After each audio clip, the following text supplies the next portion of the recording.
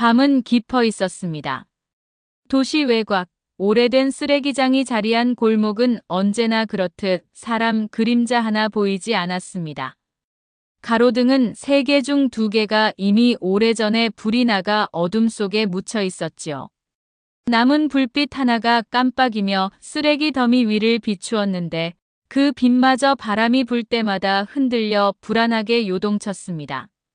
신문지들은 바람결에 이리저리 흩날리며 흙바닥을 스쳤고 비닐봉지는 허공에서 춤을 추듯 이리저리 흔들렸습니다. 썩은 음식에서 풍겨나오는 시큼한 냄새는 코끝을 찌르고 고철 덩어리들이 부딪힐 때마다 삐걱거리는 쇳소리가 귓가에 울렸습니다. 길고 긴 겨울밤이었습니다. 차가운 바람이 골목 깊숙이까지 파고들어와 버려진 물건들을 스치며 지나갔습니다. 누군가가 버린 우산이 구석에서 뒤척이고 찢어진 포스터가 벽에 붙어 바스락거렸습니다. 그 어둠을 뚫고 천천히 모습을 드러낸 이는 허리가 굽은 노인 이만호였습니다. 70을 훌쩍 넘긴 나이. 낡은 리어카를 끌고 한 손에는 집게를 든 채 그는 오늘도 어김없이 폐지를 주우러 나온 것이지요. 걸음걸이는 느리고 무거웠지만 일정했습니다. 딸각 딸각. 집게가 캔을 집어 올릴 때마다 메마른 소리가 골목 끝까지 울려 퍼졌습니다. 삶은 거칠었으나 그의 손끝은 여전히 성실했고 눈빛만큼은 꺼지지 않는 불빛처럼 또렷했습니다. 그는 이 일을 시작한 지 벌써 몇 년이 흘렀습니다. 처음엔 자존심이 상했지만 이제는 익숙해졌습니다. 가끔 지나가는 사람들의 시선이 따가웠지만 그는 묵묵히 자신의 일을 해나갔습니다. 허허, 오늘은 영 건질 게 없네. 종이 값도 떨어지고, 에휴, 이 나이에 뭔 욕심이람. 그는 리어카 안을 들여다보았습니다. 부족한 수확물 몇 장 안 되는 폐지와 고철만 덩그러니 담겨 있었습니다. 요즘 들어 폐지 줍는 분들이 많아져서 경쟁도 치열했습니다. 새벽 일찍 나와야 제대로 된 물건을 주울 수 있었는데 나이가 들어 몸이 예전 같지 않았습니다. 오늘 이것만으로는 쌀도 못 사겠구먼. 좀 더 찾아보자. 그때였습니다. 쓰레기 더미 한쪽에서 희미하게 빛이 반짝였습니다. 그는 순간 걸음을 멈추고 눈을 가늘게 뜨며 그곳을 바라봤습니다. 가로등 불빛이 바람에 흔들리며 쓰레기 더미를 스쳤고 그 사이에서 낡은 가죽 가방 하나가 드러났습니다. 겉은 흙과 먼지로 뒤덮여 있었고 한쪽 가죽은 갈라져 금방이라도 찢어질 듯 했습니다. 그러나 지퍼가 반쯤 열려 있었고 그 틈 사이로 낡은 종이 뭉치와 함께 빛바랜 흑백 사진 한 장이 살짝 비쳐나오고 있었습니다. 이상했습니다. 다른 쓰레기들과 달리 이 가방만은 마치 누군가가 조심스럽게 놓아둔 것처럼 보였습니다. 주변의 더러운 쓰레기들 사이에서도 어쩐지 품격이 느껴졌습니다. 이게 뭐시여? 돈 가방은 아니고 편지, 사진 같은디. 그는 조심스레 가방을 손에 들었습니다. 가죽은 축축했고 먼지가 손끝에 묻어났습니다. 그러나 묵직한 무게감이 느껴졌습니다. 마치 단순한 물건이 아니라 누군가의 시간이 들어있는 듯한 무게였습니다. 가방을 들어보니 생각보다 무거웠습니다. 안에 뭔가 많이 들어있는 것 같았습니다. 혹시 귀중품이라도 있나 싶어 마음이 설레면서도 한편으론 걱정이 앞섰습니다. 이걸 어쩌지? 경찰서에 가져가야 하나? 아니면 바로 그때 뒤에서 거친 목소리가 들려왔습니다. 거기, 어르신, 뭐 하시는 겁니까? 깜짝 놀란 이만호는 고개를 번쩍 들었습니다. 손전등 불빛이 눈앞을 번쩍이며 스쳤습니다.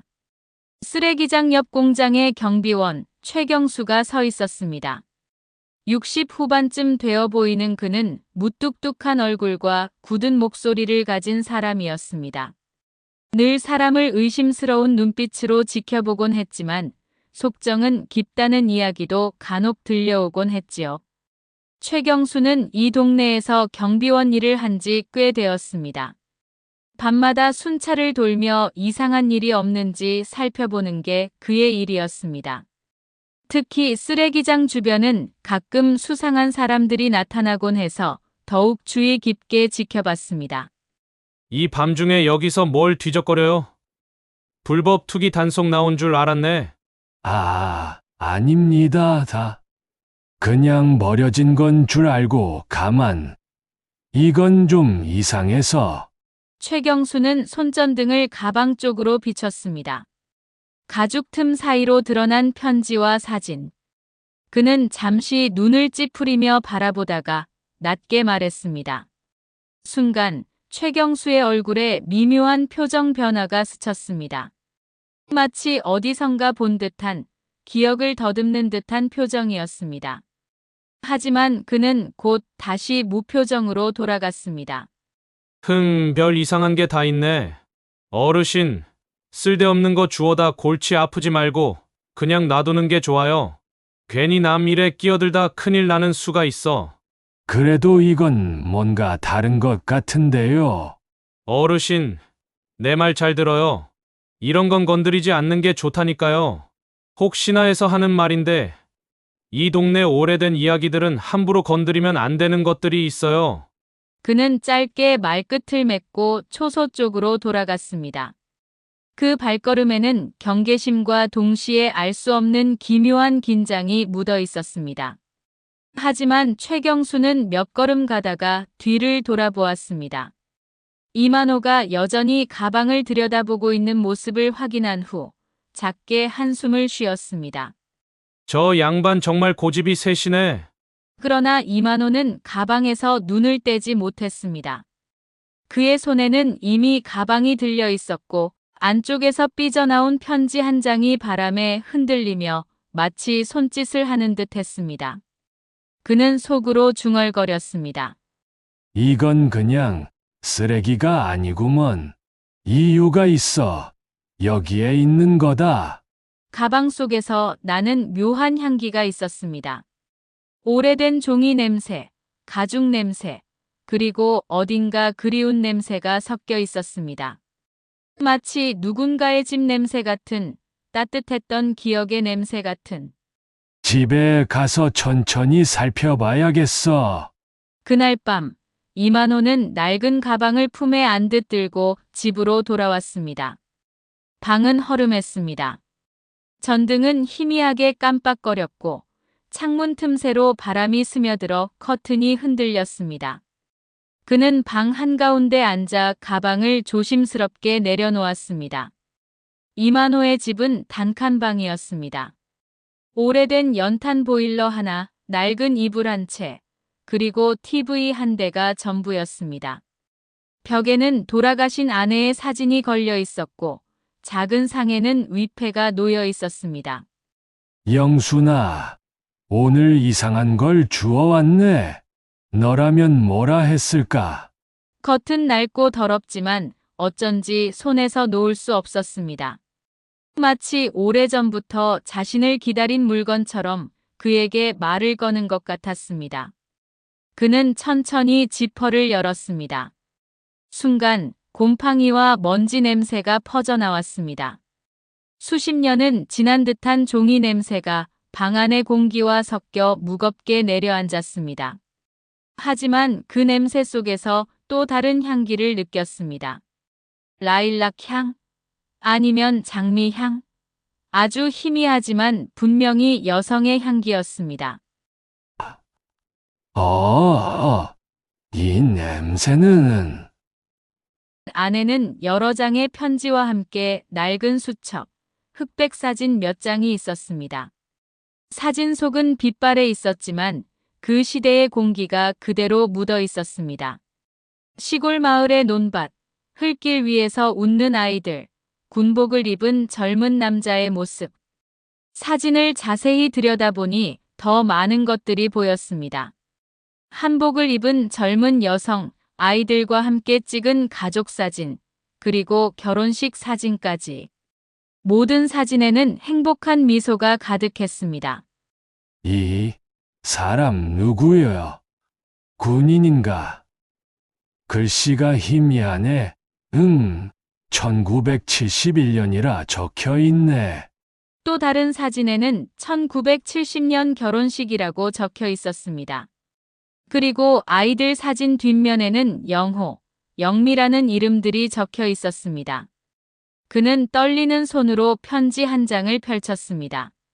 사랑하는 아내와 아이들에게. 나는 지금 전방에 있다. 총성이 멎지 않고 밤마다 동료들이 쓰러진다. 언젠가 이 전쟁이 끝나면 꼭 돌아가겠다. 내가 없는 동안 아이들을 잘 부탁한다. 영호는 공부를 열심히 하고 있느냐? 영미는 감기가 나았느냐? 혹여 내가 돌아오지 못하더라도 이 편지를 보며 나를 기억해 주길 바란다. 아내가 좋아하던 라일락 향기가 여기까지 날아온 것 같다. 봄이 오면 우리 집 앞 라일락 나무에 다시 꽃이 필 것이다. 그때까지 기다려다오. 당신의 남편 한정수 올림. 편지는 짧았지만 절절했습니다. 글씨는 중간에 번져 있었고 몇 장은 뜯겨나간 듯 보이지 않았습니다. 이만호는 편지를 내려놓고 멍하니 앉아 있었습니다. 한정수 라일락 향기 그래서 이 냄새가 났구먼.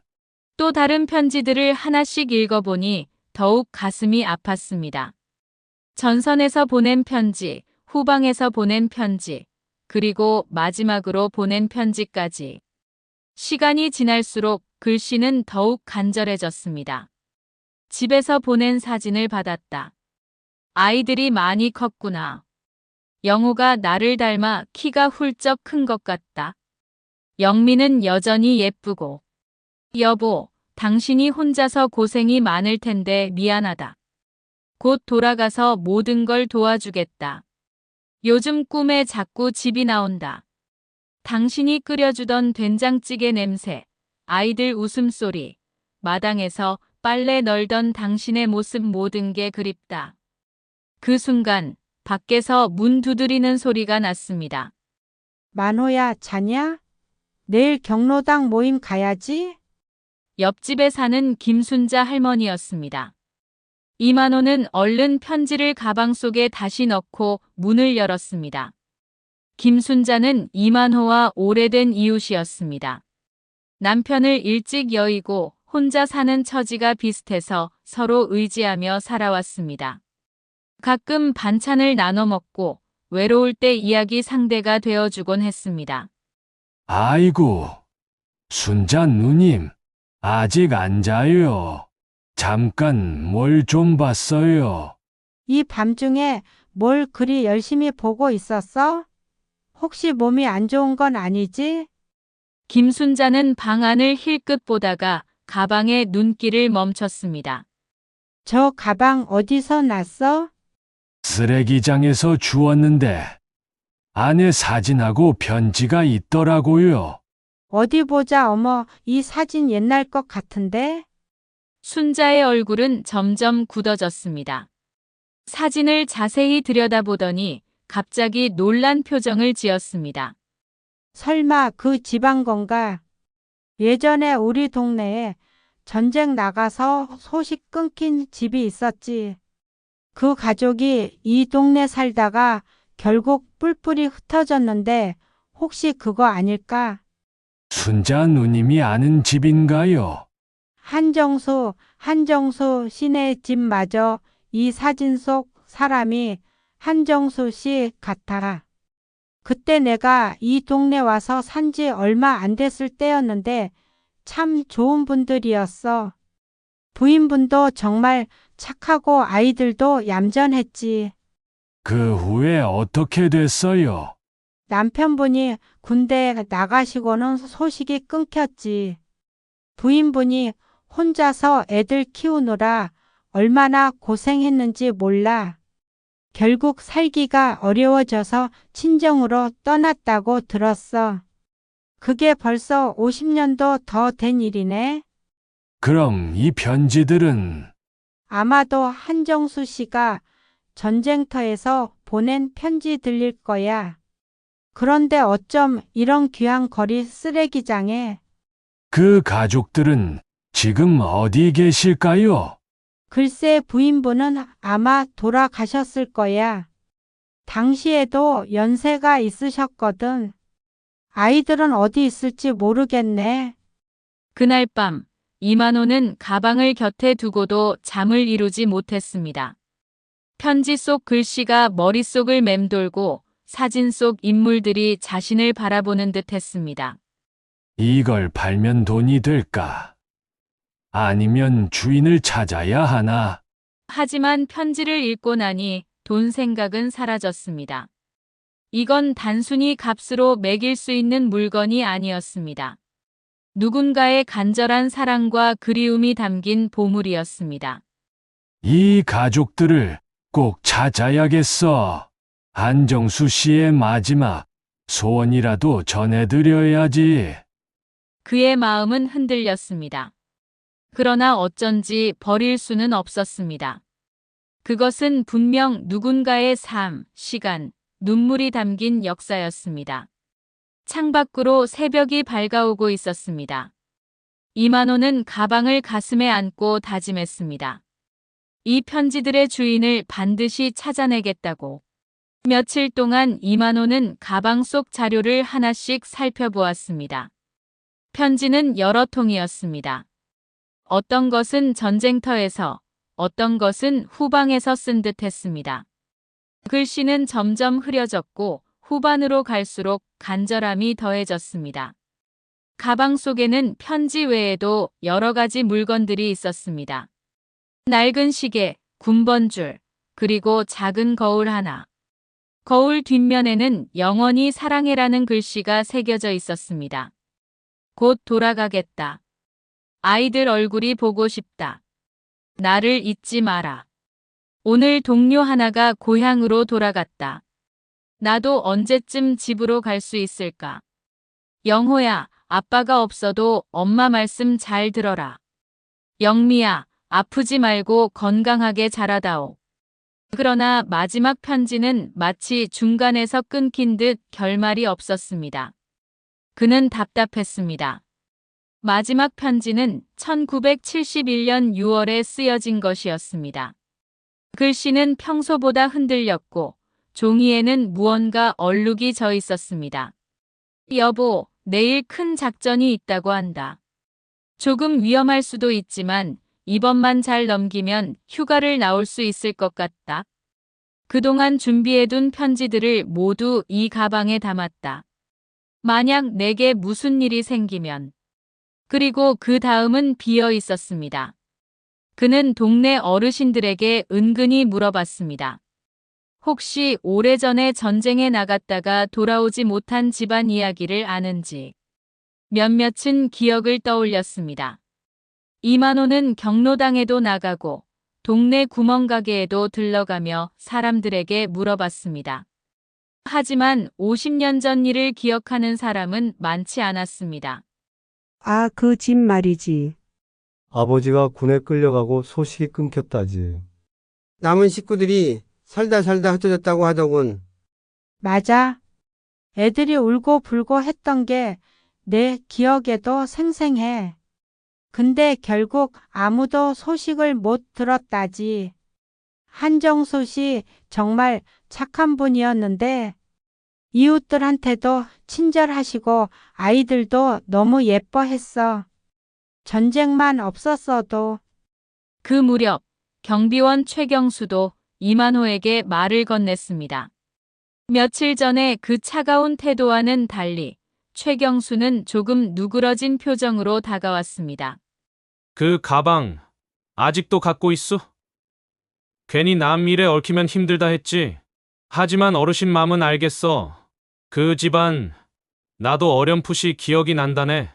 경수 씨도 알아. 내가 젊을 적 그 동네에 살던 사람 중 한 명을 본 적이 있거든. 그 아들이 지금은 어딘가 살아있을지도 몰라. 정말요? 어디서 본 적이 있어요? 한 10년 전인가? 시내 병원에서였어. 내가 아버지 병문안 갔다가 우연히 봤는데 한영호라고 하던데 혹시 그 집 아들 아닐까 싶어서. 한영우요. 편지에 나오던 그 영우가 아마도 나이도 맞는 것 같고 그때 어머니를 모시고 온 것 같았는데 지금은 어디 있을지 모르겠네. 병원 이름이라도 기억나세요? 성모병원이었던 것 같은데 확실하지는 않아. 며칠 뒤 낡은 사진 뒷면에서 한지은이라는 이름이 희미하게 적혀 있는 걸 발견했습니다. 이만호는 돋보기를 써서 사진들을 하나하나 자세히 살펴봤습니다. 그러다가 한 사진 뒷면에서 지은이 첫 돌이라고 적힌 글씨를 발견했습니다. 지은이 한지은. 혹시 손녀인가? 그는 그 이름을 따라 발품을 팔았습니다. 주민센터, 복지관, 오래된 동네의 기록. 주민센터에서는 개인정보라며 알려줄 수 없다고 했습니다. 하지만 복지관에서 자원봉사를 하는 한 직원이 도움을 줬습니다. 한지은이라는 분 혹시 30대 중반쯤 되시는 분 말씀이세요? 우리 복지관에 가끔 후원을 해주시는 분이 계신데 그분일지도 모르겠네요. 혹시 연락처를 직접 드릴 수는 없지만 제가 중간에서 연락을 드려볼게요. 어떤 일인지 말씀해 주시면 그분 가족의 유품을 찾게 되어서요. 꼭 전해드리고 싶은 게 있습니다. 마침내 그는 소식을 찾았습니다. 한지은 30대 중반. 도시에서 조용히 살고 있는 여성. 그녀는 오래전 흩어진 집안의 후손이었습니다. 복지관 직원의 연락을 받은 한지은은 처음에는 의아해했습니다. 할아버지의 유품이라니 이미 모든 것이 사라진 줄 알았는데 정말 할아버지 물건이 맞나요? 어떻게 그런 게 있을 수가?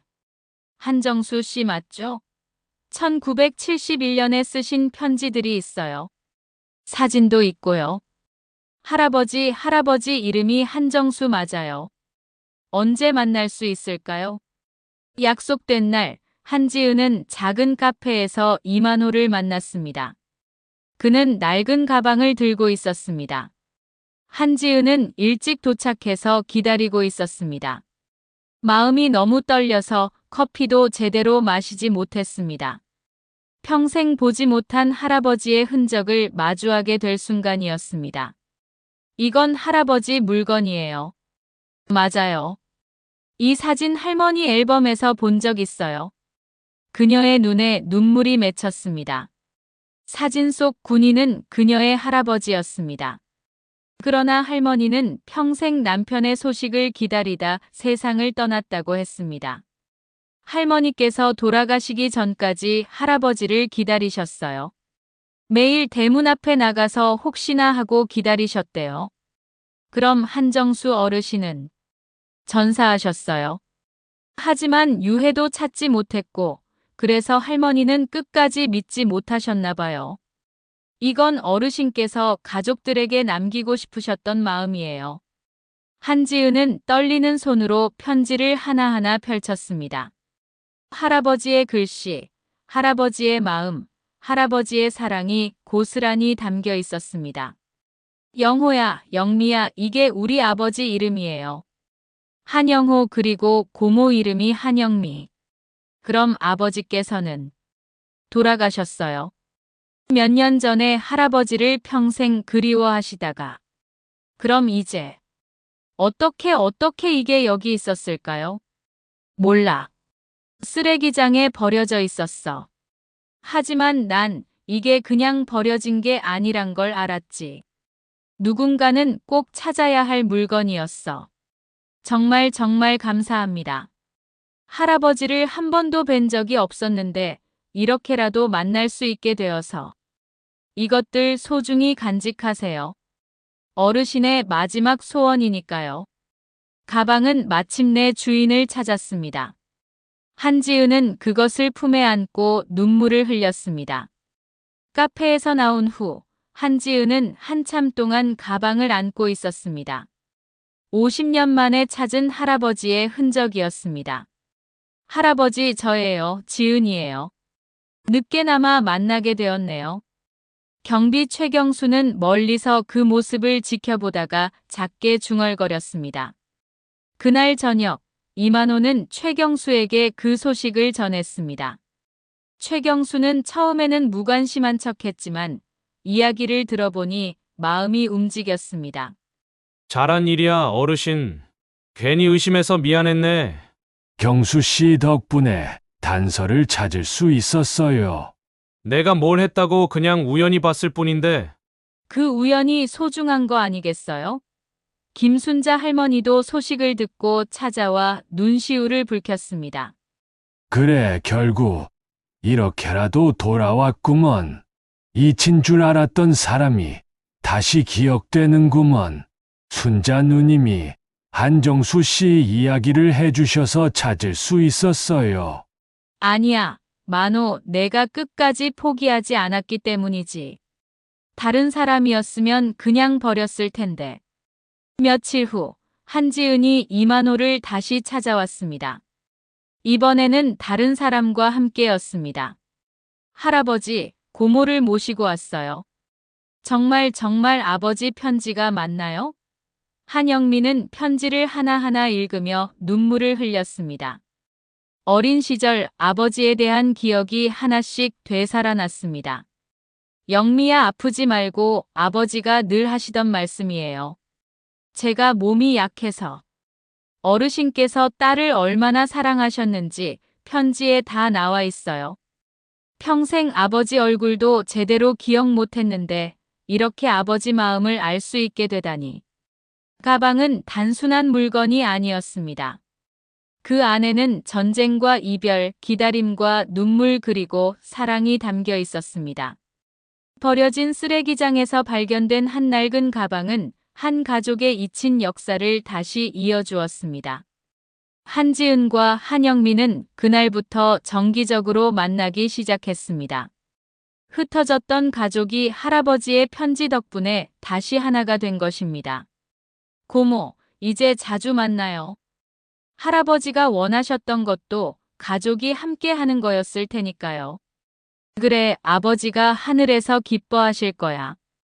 마지막 장면, 한지은은 가방을 품에 안고 속삭였습니다. 할머니, 이제 할아버지 소식을 알게 됐어요. 이제 그만 기다려도 된다고. 할아버지, 고마워요.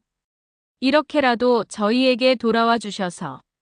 몇 주 후, 한지은은 할아버지를 위한 작은 추모식을 열었습니다. 이만호와 김순자, 최경수도 모두 참석했습니다.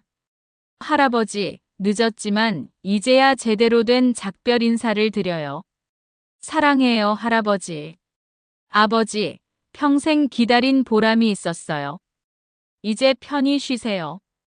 밤은 다시 찾아왔지만 이만호의 방 안에는 불빛이 환했습니다.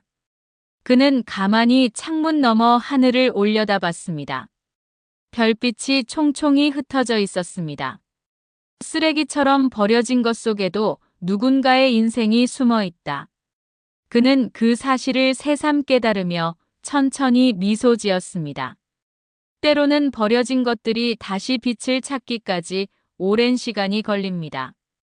하지만 기다림의 끝에서 우리는 잊혀진 사랑과 다시 만나게 됩니다. 그리고 그 순간 모든 것이 제자리를 찾아갑니다. 이만호는 그 후로도 폐지를 주우러 다녔습니다. 하지만 이제는 단순히 돈을 위해서가 아니었습니다. 혹시나 또 다른 누군가의 소중한 물건이 버려져 있을지도 모른다는 생각으로. 세상에는 버려진 것 같지만 사실은 누군가를 기다리고 있는 것들이 많구나. 나도 그런 것들을 찾아주는 사람이 되고 싶어. 최경수도 변했습니다. 예전처럼 사람들을 의심하지 않고 더 따뜻한 시선으로 동네를 지켰습니다. 어르신, 덕분에 좋은 일 했네요. 앞으로도 뭔가 발견하시면 말씀하세요. 김순자도 동네 사람들에게 이 이야기를 들려주며 서로 관심을 갖고 살아가자고 말했습니다.